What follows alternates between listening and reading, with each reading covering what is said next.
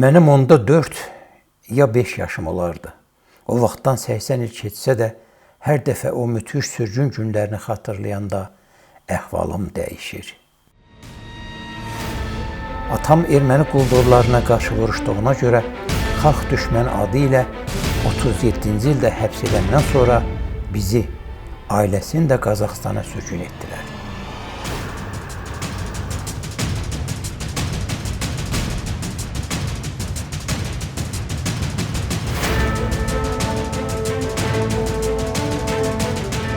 Yük vagonlarında aylarla yol getdik və sürgün qatarlarında bu dünyanın cəhənnəm əzablarını yaşadıq. İnsanların bir hissəsi xəstəlikdən, acılıqdan, susuzluqda məhv oldular və heç torpağa da qismət olmadılar. Qatar gedə-gedə meyitləri necə atdıqlarını indi də yuxularımda görürəm. Bizi sürgün edəndə atam türmədəydi. Göndərmişlər türməyə, Qaraqanlıya 10 il. Anam idi 3 uşaq. 2 ay yarım biz yol getdik Cambula kimi. Yolda çox hadisələr oldu. Çox. Vagonda ölürdülər, atırdılar bayrağı qarın üstünə. Kolxoz kenesdə Qazaxstanda 72 nəfər idi, qaldı 41. Hamısı orada ac, susuz ölürdülər. Nə yaxşı ki, Qazaxlar həyatda qalmağımız üçün bizə yardımçı oldular. Onlar da öz həyatlarına risk edirdilər. Çünki xalq düşmənlərinin ailəsinə kömək edənləri də sərt cəzalar gözləyirdi. Ciyetibay var idi bir ailə. Balaca, opşikada balaca deşik vardı. Üçümüz aparıb bir gecə yedirdirdi. Səhərə yaxın gizlin komendantdan gəlib salırdı kluba ki, ölməyək.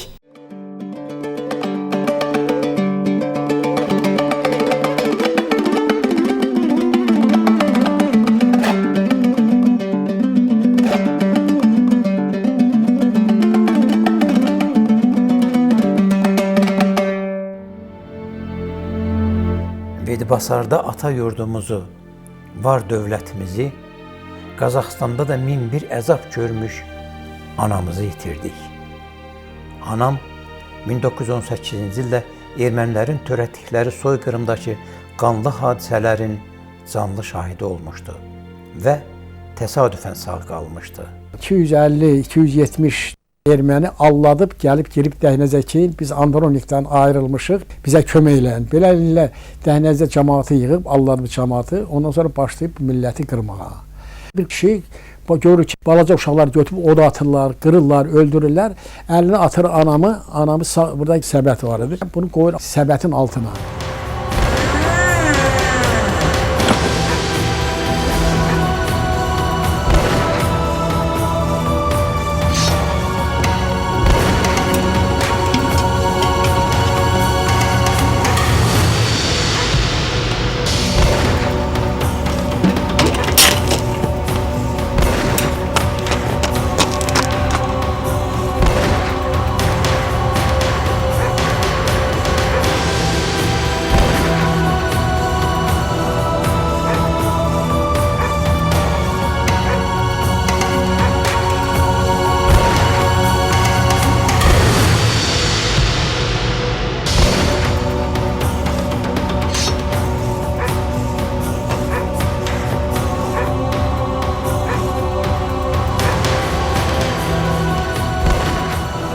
Biz bacı qardaşlar üçün tarixin bu haqsız gerçəkliklərini yaşamaq nə qədər əzablı, çətin olsa da, dəmir kimi döylə-döylə bərkidik, mətinləşdik, millətimizə, soyuran dövlətimizə, dövlətçiliyimizə xidmət edə bildik. Və düşünürəm ki, Vedibasara, ata-baba yurtlarımıza dönmək üçün indi tarixi bir şərait yaranıb.